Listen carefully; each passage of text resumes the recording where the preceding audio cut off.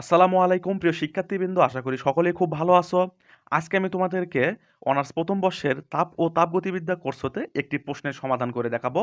এখানে প্রশ্নটি হলো, একটি আদর্শ গ্যাসের রুদ্ধতাপীয় পরিবর্তনের জন্য দেখাও যে P V to the power gamma equal ধ্রুবক।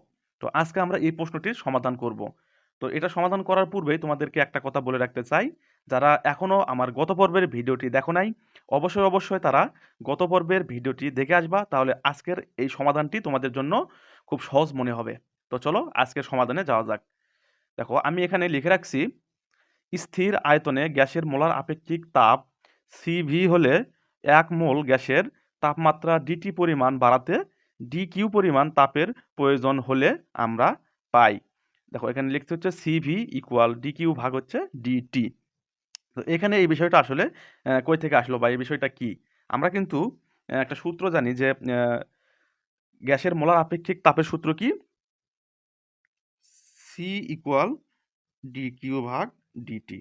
এইটা কিন্তু আমরা জানি হচ্ছে গ্যাসের মোলার আপেক্ষিক তাপের সূত্র।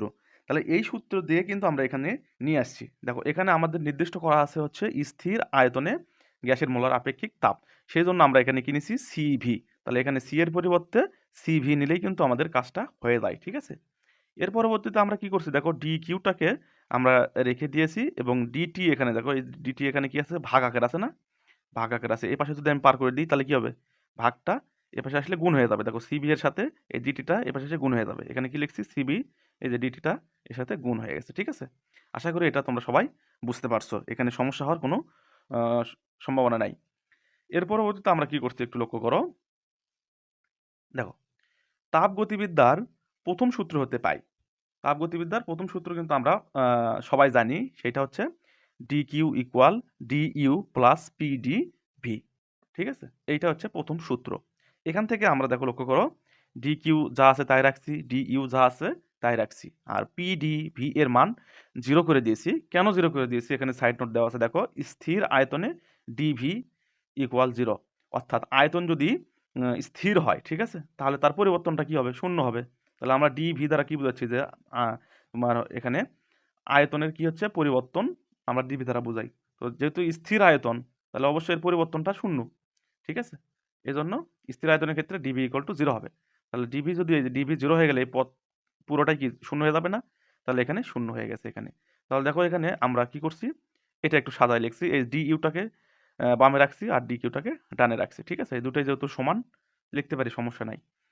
আর এখানে দেখো, ডি ইউটা যা আছে তাই রাখছি, আর ডি কিউ এর মান কিন্তু আমরা এখানে বের করছি। ঠিক আছে? ডি কিউ এর মানটা বের করে রাখছি, সেই মানটা আমরা কিন্তু জাস্ট এইখানে কি করলাম, ইনপুট করে দিলাম। ঠিক আছে? তাহলে এইটাকে আমরা 1 নম্বর সমীকরণ দিয়ে রাখলাম। আচ্ছা, এর পরবর্তীতে আমরা এখন যে কাজটা করব, দেখো এখন রুদ্ধতাপীয় প্রক্রিয়ায় ডিকিউ ইকুয়াল হচ্ছে 0।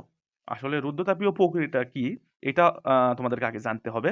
রুদ্ধতাপীয় প্রক্রিয়া হচ্ছে সেই প্রক্রিয়া যেখানে কি হয় না, তোমার ভেতর থেকে কোনো তাপ বাইরে বের হয় না, বা বাইরে থেকে কোনো তাপ ভেতরে প্রবেশ করে না, অর্থাৎ তাপের কোনো আদান প্রদান হয় না।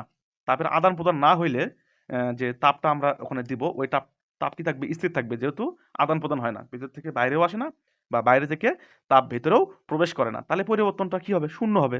তাহলে দেখো, পরিবর্তন এখানে ডিকিউ, এটা ডিকিউ দ্বারা আমরা কি তাপের পরিবর্তন বোঝাচ্ছি না, পরিবর্তনটা কি হবে, শূন্য হবে। ঠিক আছে? অর্থাৎ যে তাপটা আমরা দিব, ওই তাপটা যা দিব তাই থেকে যাবে। তাহলে সেখানে তাপ স্থির। তাহলে আমরা জানি যে স্থির যদি হয়, তাহলে সেক্ষেত্রে তার পরিবর্তন কি, শূন্য হবে। ঠিক আছে? তাহলে এখানে রুদ্ধতাপীয় প্রক্রিয়ায় ডিকিউ শূন্য হবে। ঠিক আছে? তাহলে এখানে আমরা এটাকে 2 নম্বর সমীকরণ দিলাম। তাহলে 1 নম্বর এবং 2 নম্বর সমীকরণ এখানে পাচ্ছি। এখন লক্ষ্য করো, আবার তাপগতিবিদ্যার প্রথম সূত্র হতে পাই। প্রথম সূত্র কিন্তু আমরা জানি, একটু আগে লিখছি। আবার আমরা এখানে লিখতেছি D Q equal D U plus P D V. তো এই সমীকরণে দেখো, এই 1 নম্বর এবং 2 নম্বরের মান আমরা এখানে ইনপুট করব।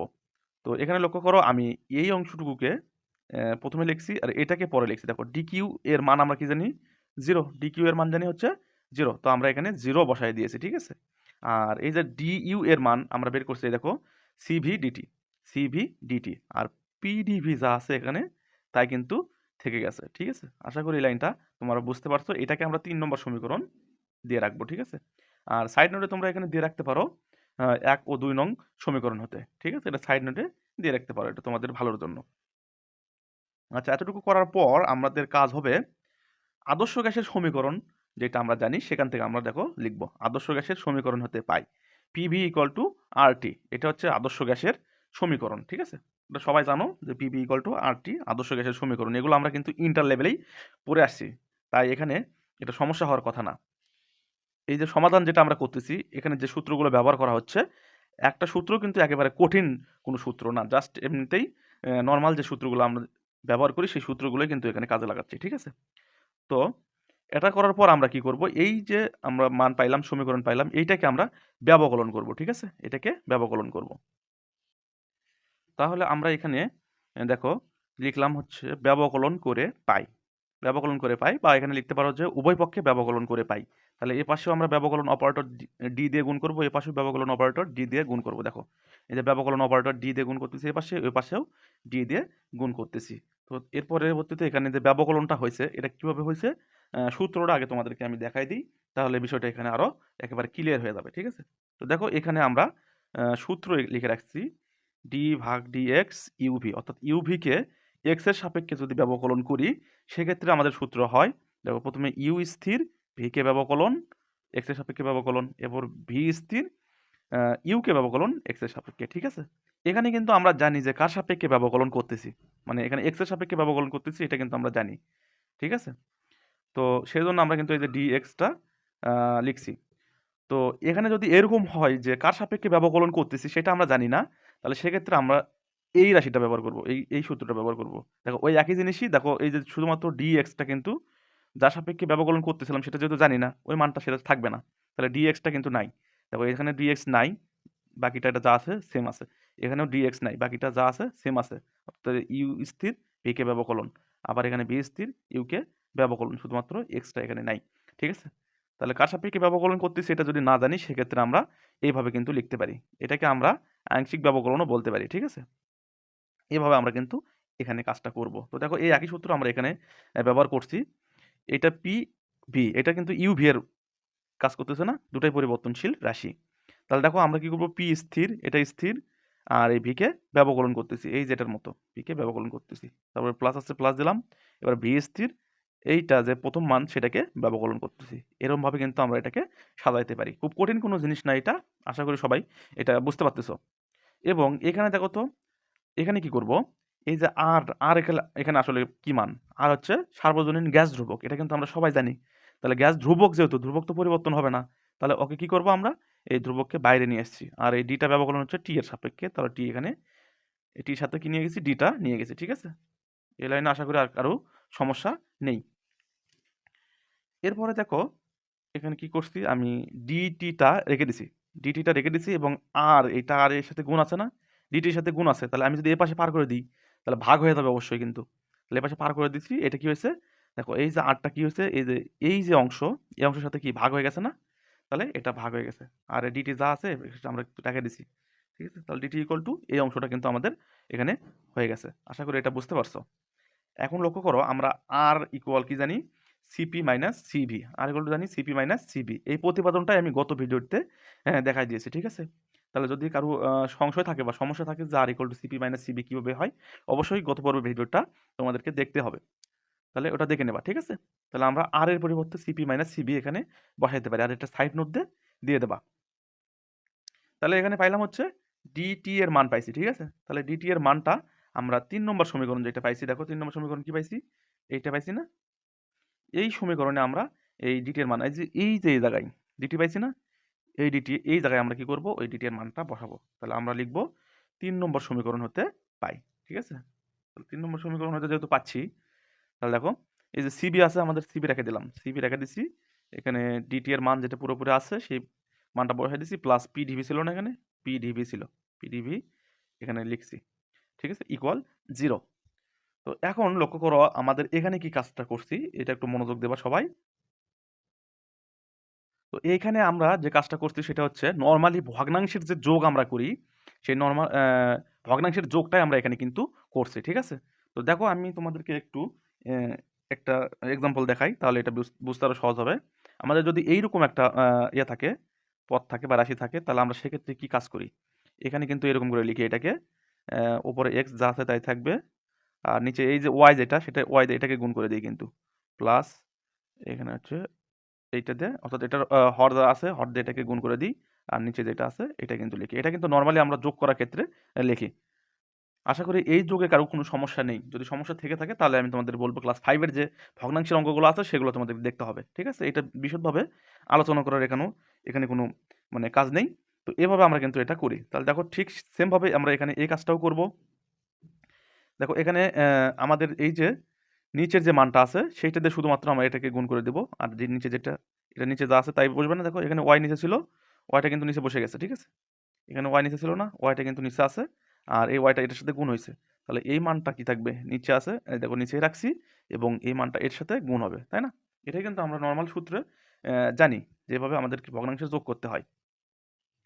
তো তারপর আমরা আরেকটা কাজ করছি এখানে এক্সট্রা করে। দেখো এই যে সিভিটা এর সাথে গুণ আছে না, এর ভিতরে এই মানগুলোর সাথে সিভি গুণ আছে, তো আমরা ব্র্যাকেটটা উঠাই দিছি, তাহলে কি হবে, এটার সাথে গুণ হবে, এটার সাথেও গুণ হবে। তাহলে দেখো সিভিটা পিডিভি এর সাথে গুণ হয়েছে, সিভিটা ভিডিপি এর সাথেও গুণ হয়েছে, আর এইটা এর সাথে গুণ হয়ে গেছে। দেখো সিপি মাইনাস সিবি পিডিভি। ঠিক আছে? আশা করি এই কাজটা তোমরা সবাই জানো বা বুঝতে পারছো।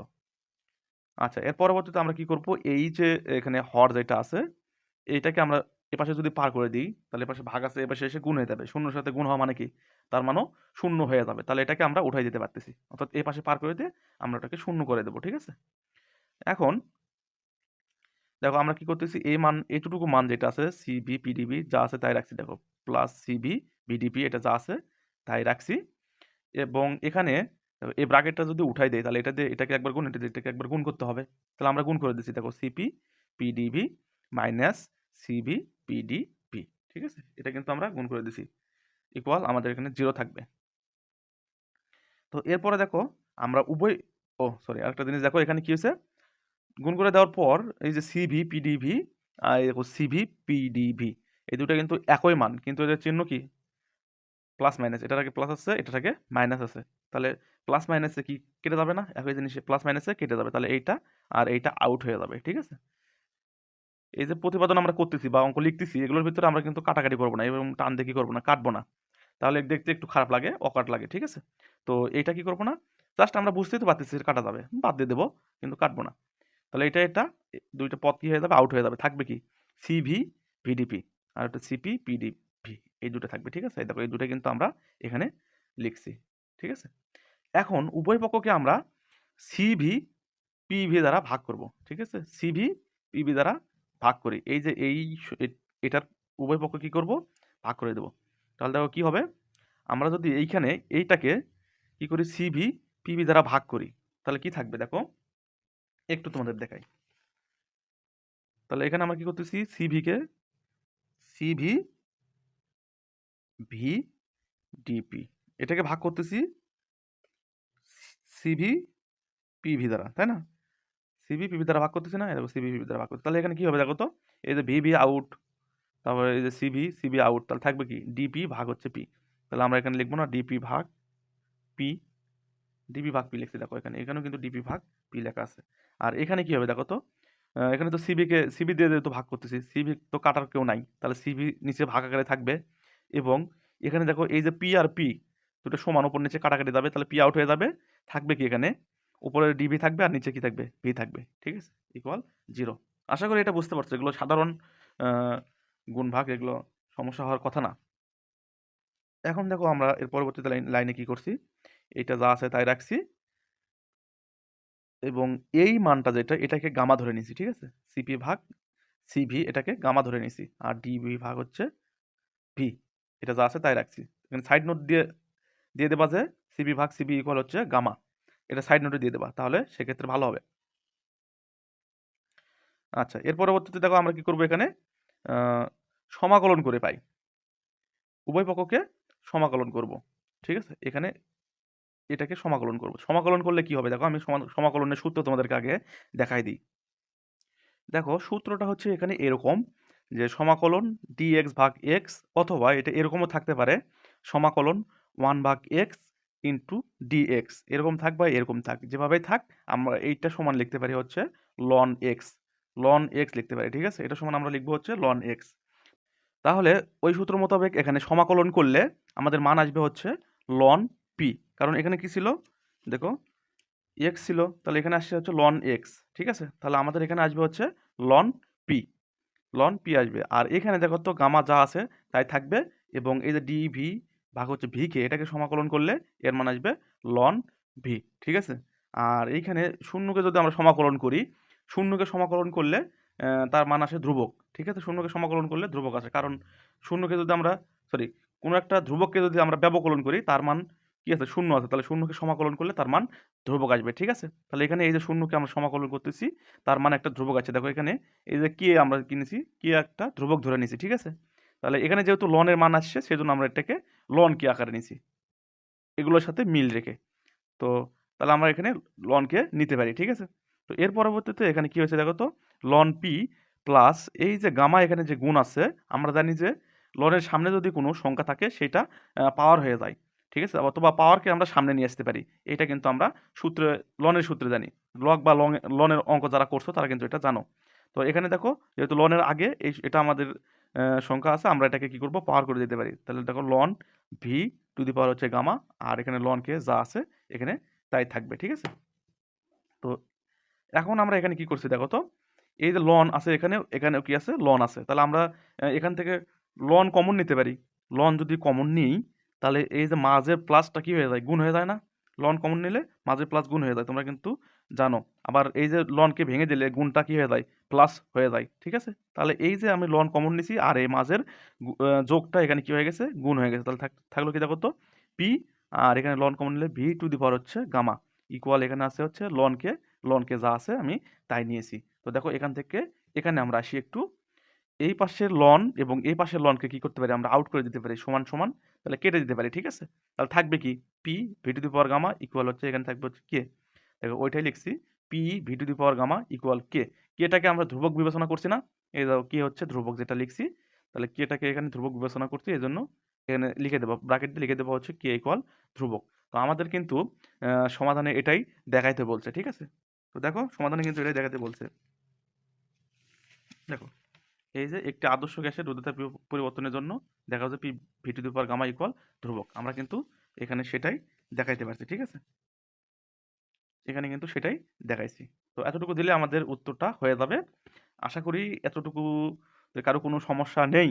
তারপরেও যদি সমস্যা থেকে থাকে বা সমস্যা তৈরি হয় তাহলে অবশ্যই কমেন্ট করে জানাইবা। আমি চেষ্টা করব সেই সমস্যাগুলো সমাধান করে দেওয়ার। ধন্যবাদ।